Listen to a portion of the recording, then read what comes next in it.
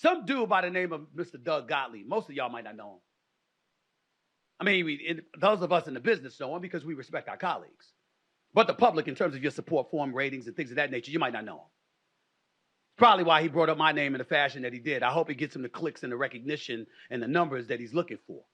Because he damn sure hasn't been showing he's getting them any other way, but I digress. This dude, Doug Gottlieb, for Fox Sports Radio, and by the way, before I even go any further, let me get this out of the way. I used to work at Fox. My relationship with Jim Rome goes back to my days of working at Fox. My relationship with Skip Bayless goes back to us working at Fox, contributing to shows like Jim Rome's The Last Word and other shows. Rob Parker, one of my best friends on the planet, works on Fox Sports Radio. Christopher Broussard, one of my best friends, works on Fox Sports Radio. Colin Cowherd, who is an elite talent in this business, somebody I have profound respect for and wish was still at ESPN, if I'm being totally honest with you. That man works at Fox Sports Radio. So I've got history with folks at Fox Radio and nothing but glowing things to say. I just saw a former executive there, Steve Tello. Mr. George Greenberg, miss you, buddy. I hope you're well. David Lee. The list goes on and on. Don't get me started with Howie Long, Terry Bradshaw. You understand? And the rest of the crew. I know them all. I got a lot of friends over at Fox Sports Radio. Make no mistake about it. So this ain't about Fox Sports Radio or throwing any shade on them. I'm talking specifically about Mr. Gottlieb, whose name I never mention. Never. I don't dislike him. I don't like him. I don't really know him. I don't have much use for him. Just like he apparently has no use for me. But I never discussed him. He has said some BS over the years. He said some dumb shit over the years. I've never brought it up. I don't bother him. But this guy goes on his show on Thursday accusing me of being a race baiter for reporting that black NBA coaches condemned J.J. Redick's podcast with LeBron James. But before I go any further, let me quote what Doug Gottlieb said. Quote, Stephen A. Smith, remember, this is him bringing up my name, y'all. He started this. Stephen A. Smith is a race baiter. He is disgraceful saying that on national television. Disgraceful. J.J. Redick and LeBron James are clearly friends. They have a relationship. They have mutual respect for one another. The only one who's making it out to be a racial thing is Stephen A. Smith. He is creating this. This is honestly pure evil. That's what bad people do. So I'm a bad person now. This is what bad people do. Oh, he doesn't stop there, ladies and gentlemen. This is just as bad as the perception that President Trump stokes the white nationalist flame. Same thing. There's no difference. No difference. None. So I want y'all to understand the magnitude of what Doug Gottlieb just said.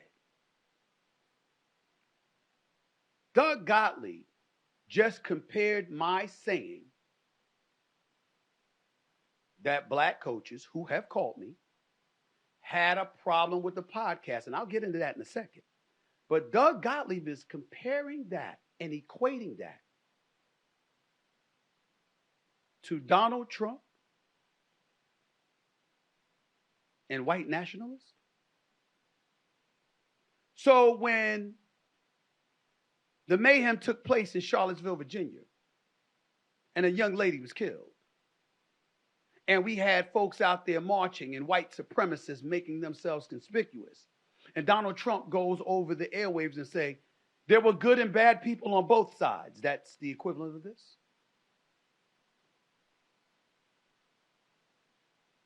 When there was riots in the streets during the whole social justice movement, and Donald Trump was surrounded by men in the military, walking over to do a prop. I believe it was a Bible in his hand. That equates to me talking about LeBron James. dare I say, only somebody who thinks about white nationalists would say something like that, like what Doug Gottlieb said. But I won't go there because I don't know Doug Gottlieb like that. And quite frankly, I don't want to know him. So I'm not going to accuse him of being anything. I'm going to stick to what exactly he said. First things first. Doug Gottlieb was a hell of a basketball player, which I was not. Doug Gottlieb was a guy, if I remember correctly, led the nation in assists. Brother had game. He's now the coach, the head basketball coach at Wisconsin Green Bay. Wish him nothing but the best. I'm not rooting against him. We're going to stick to his commentary, his comments right now.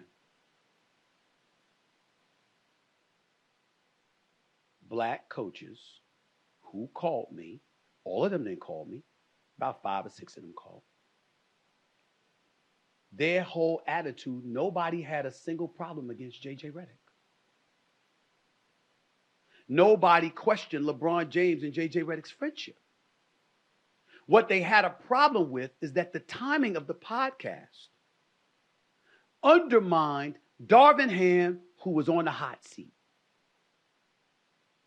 And they were asking, why would LeBron James do that? What does that have to do with you and your white ass, Doug Gottlieb? Black coaches called the black commentator about the black athlete that they had a problem with because they felt he was undermining the black coach. Nobody said anything about J.J. Redick. What does it have to do with you? Now, this is the same Doug Gottlieb who 2 years ago went after my other good friend, Nick Wright, for Fox Sports, his colleague there, 2 years ago, because Nick was in favor of NIL and the change it was facilitating because the relatively white institutional establishments in college sports were taking advantage of black athletes, primarily in the sport of basketball and football.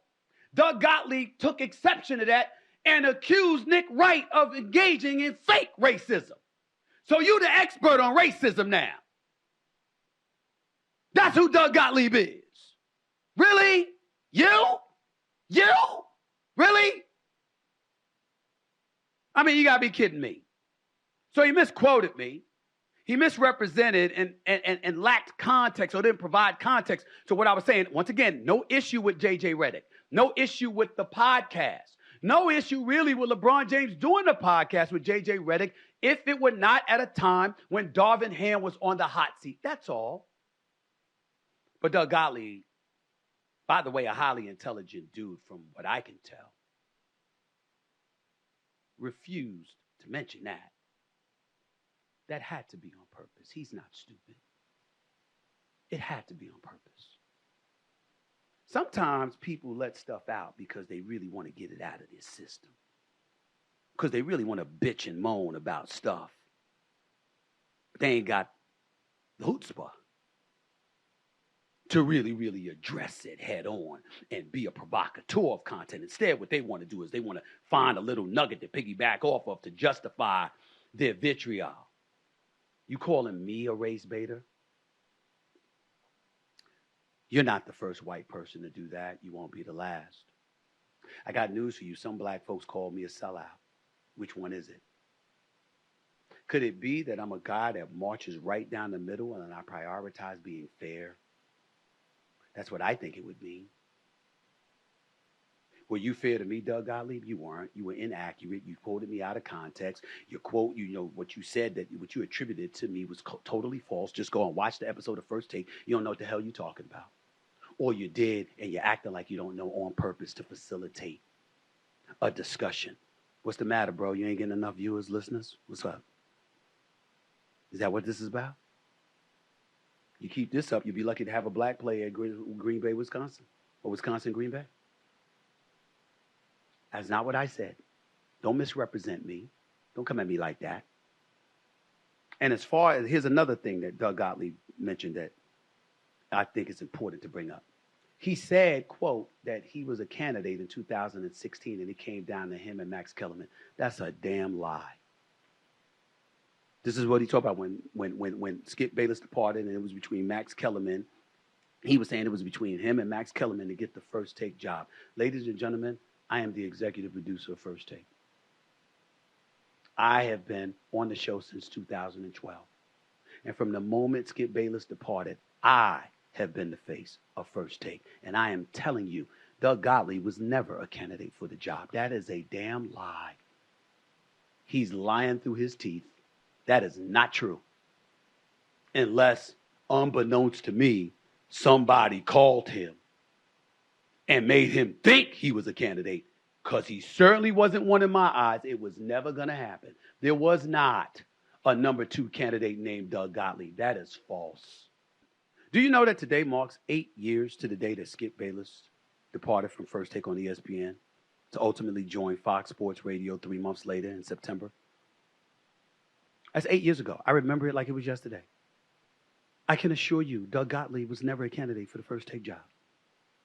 Now, I can't speak to who spoke to him. I sincerely doubt anybody did, because I can assure you it wasn't going down like that, because it had to go through me. And he was never a consideration because he wasn't a draw. Period. I'm just giving you facts. So it is what it is. I'm not going to disrespect him. I'm not going to do all of this stuff, but a race baiter. I'm the equivalent of Donald Trump with white nationalists. Really? I mean, it's sad, you know. One of the things that really, really annoys me, ladies and gentlemen, there's a few people in this business I don't particularly like. I don't mess with them. One I despise. Everybody knows who that is. I've already spoken on that. He's on another level. But most others, I just don't mess with them because I don't like them. You know? And then there are those that I'm just indifferent about. That's the category Doug Gottlieb would fall under. Total indifference. Don't think about him. Don't talk about him. Don't talk to him. Don't really know him. Don't care to know him. But all I'm saying is that no matter what I think or how I feel about you, fair is fair. If you are successful, if you're getting numbers, if you're accurate or whatever the case may be, ladies and gentlemen, I'm going to acknowledge it. I'm going to acknowledge it. What I'm not going to do is purposefully go about the business of misrepresenting what somebody said for whatever objective or agenda I may have. I'm fair. I'm fair. So in the case of Doug Gottlieb, race baiting, fine. You want to call me that? Okay. You might feel that way. I don't care what you think. I'm just acknowledging it because the percolating story is the Los Angeles Lakers, J.J. Redick, that has nothing to do with LeBron James. And then you came out your ass and said what you said. But I won't be speaking much about you because I don't want to be irrelevant. And talking about you would make me so. So I'm not going to do that. But I will say, damn, it's just amazing to me. You know, when George Floyd was murdered, do y'all remember how white America stood up and we're listening? We want to hear. We want to hear. We finally want to listen. We want to hear you. This kind of stuff shows you don't. Because what did I say? Black coaches called having a problem with LeBron James because they felt he was undermining Darvin Ham strictly because of the timing of the podcast he was doing with J.J. Redick. They felt it could have waited until Darvin Ham got fired. They thought it could have waited until the postseason. They thought it could have waited till the summer. There's nothing about that statement, nothing about those calls that involves white people. Why is Doug Gottlieb commenting on it? For what? Well, I just gave you one of the reasons. I brought your name up. That's probably the first time anybody's done it this week. Because in this industry, we don't really think about you much. It's just the truth. I'll leave it at that. Don't have to say more. Don't want to say more. Not going to give you my time. I wish you nothing but the best. I'm sure you have a wonderful family and stuff like that. They could be watching something like this. I don't want to do that to you. I'm not going to go there. But you certainly didn't think about people who care about me when you said what you said. I'll let you live with that.